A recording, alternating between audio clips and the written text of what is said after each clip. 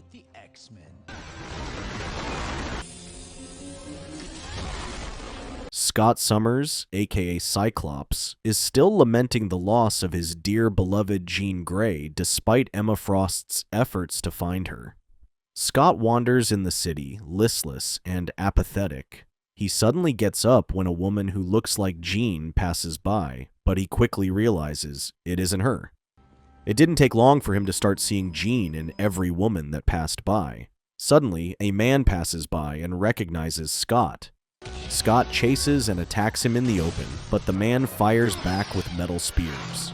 Scott grazes the man in the leg, to which he trips and falls. He brings him back to the Institute, claiming to know where Jean is. Bobby turns the man Scott brought back and discovers it was Harpoon of the Marauders. Wolverine criticizes him for using his powers in the city in broad daylight. Scott asks Emma to read Harpoon's mind and find out what he knows. Emma claims that Harpoon doesn't know where Jean or Mr. Sinister is, which Scott suspects has captured her. Scott grudgingly walks away frustrated, to which Wolverine goes after him. Emma asks who Sinister is, to which Beast explains he is a mutant scientist who collects genetic samples of other mutants, usually by force, in his efforts to make the ultimate mutant. Storm reveals that Sinister planned on using Jean Grey in his experiments years ago, but they stopped him. Suddenly, Bobby freezes Harpoon, worried that he is starting to wake up. Beast claims that he can't stay there, so they plan on dropping him off at MRD. Scott can't stop thinking about Jean and decides to go out looking for her, to which Wolverine catches him on the way out. Scott hopes to find more of the Marauders and states that this could be their only chance to find Jean, but Wolverine disagrees and claims that this is the wrong move. Wolverine explains that with a slim to no chance that Sinister has her, Scott will only start a war. Scott argues that he has gone to war for far less, which Wolverine doesn't deny, but explains that he never dragged the X-Men into it. Scott claims that he will go at it himself.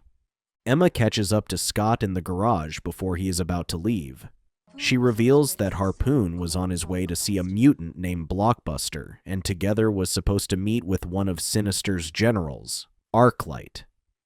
Scott asks why she didn't tell him before, to which Emma claims that she worries how Wolverine would react if she did. Emma states that sometimes one must follow one's heart, to which Scott then leaves with Wolverine's motorcycle. At the sewers, Blockbuster is chasing after a teenage Morlock when Vertigo cuts him off. When Blockbuster is about to capture him, Cyclops arrives and blasts him from behind. Blockbuster stands back up and throws a giant pipe at Cyclops, but he dodges and retaliates by attacking at full power. The surrounding area gets destroyed by Cyclops' blasts, and the ground caves in, to which Blockbuster gets thrown into the air.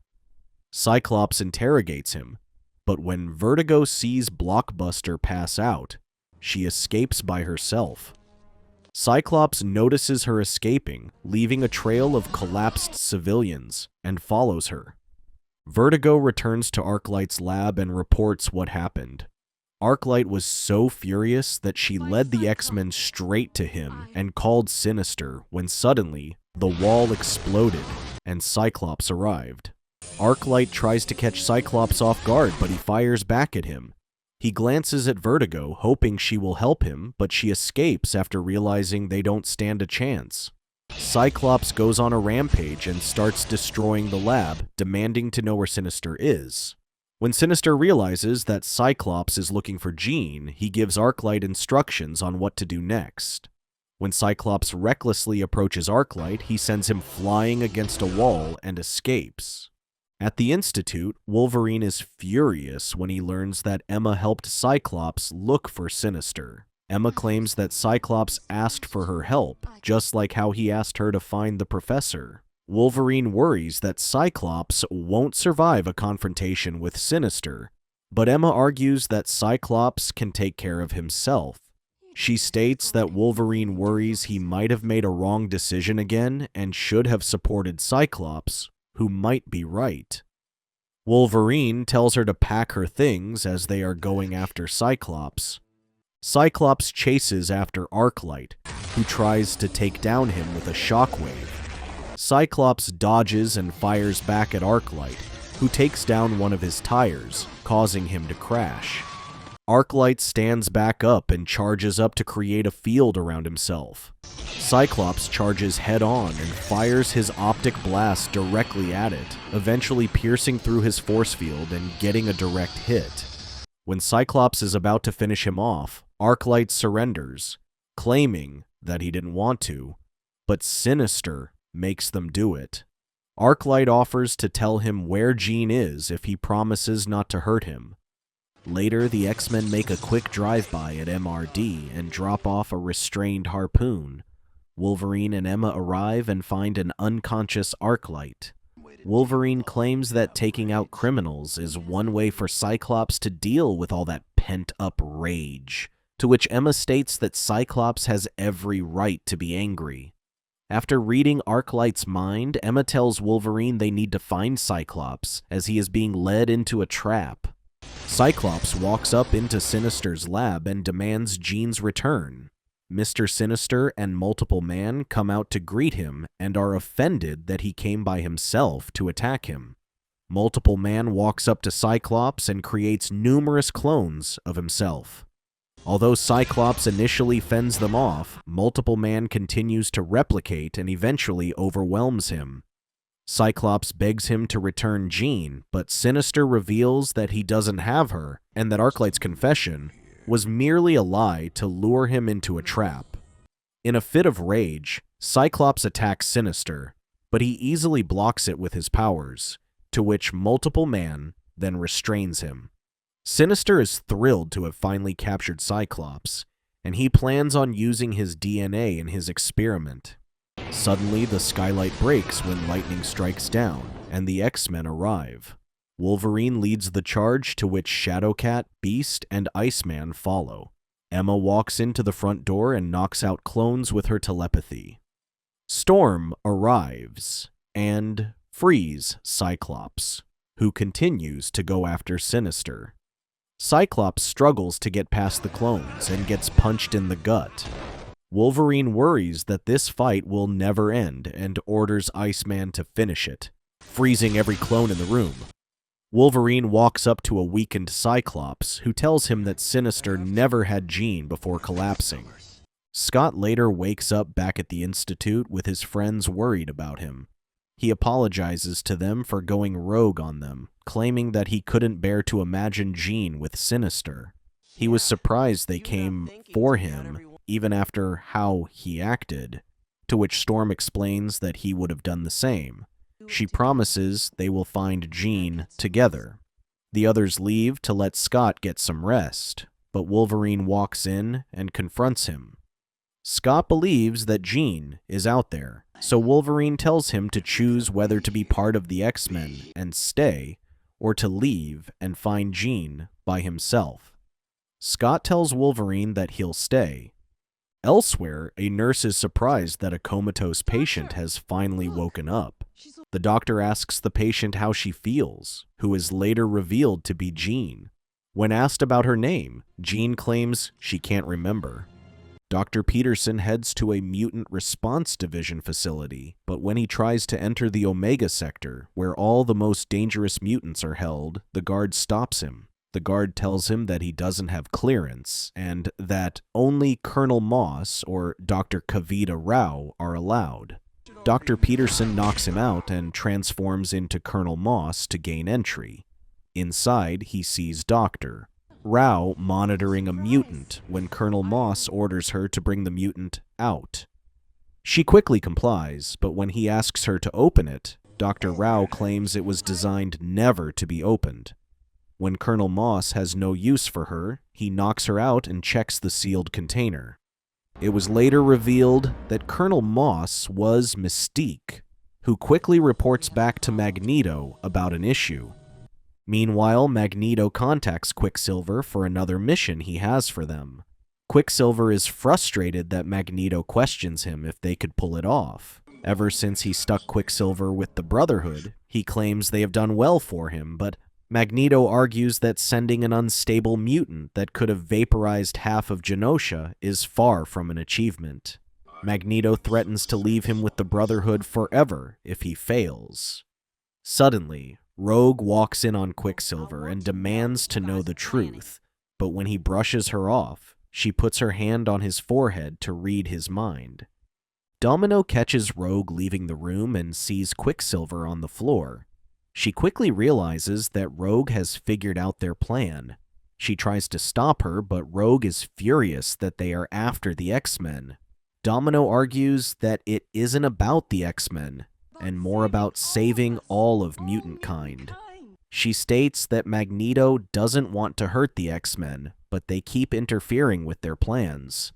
To convince Rogue, Domino offers to have her read her mind, but she refuses and escapes using Quicksilver's powers.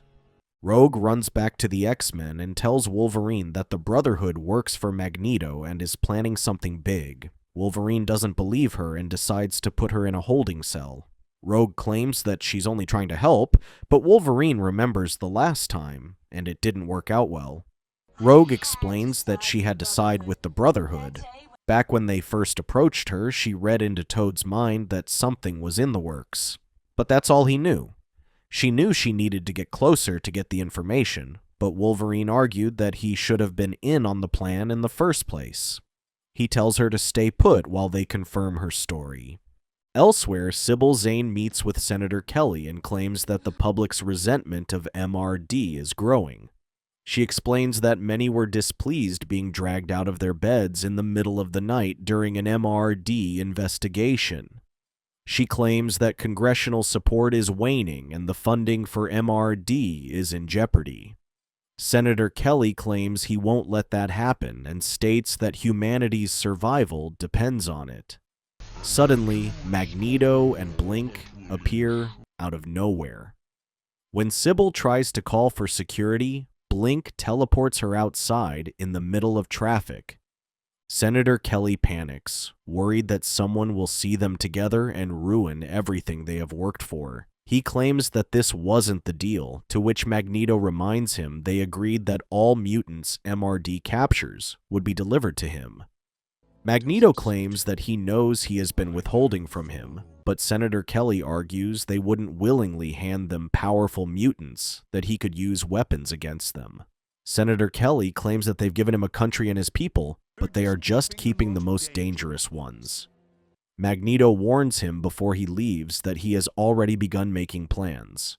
That night, Magneto hits all MRD facilities, sending his mutants all across the globe while the Brotherhood deals with the X-Men. Wolverine asks Emma to read Rogue's mind, but she can't find anything specific. She explains that Rogue's mind is a broken patchwork of thoughts from everyone she has ever touched, and it would take her days or even weeks to sort through them. Unable to verify her story, Wolverine prepares for an attack, but gets furious when the others aren't prepared. Emma tells them that the Brotherhood has arrived, but before she can do anything, Quicksilver swoops in and knocks her out. Avalanche uses his powers to cause a landslide to bury the living room. Iceman freezes Blob's head, to which Storm then knocks out Avalanche with her powers. Domino starts shooting at her, but Storm conjures a mighty wind to deflect her bullets. Toad attacks Scott and takes his sunglasses. When he thought he'd be defenseless without it, Scott blasts him at point-blank range. Beast throws a chair at Domino and knocks her out.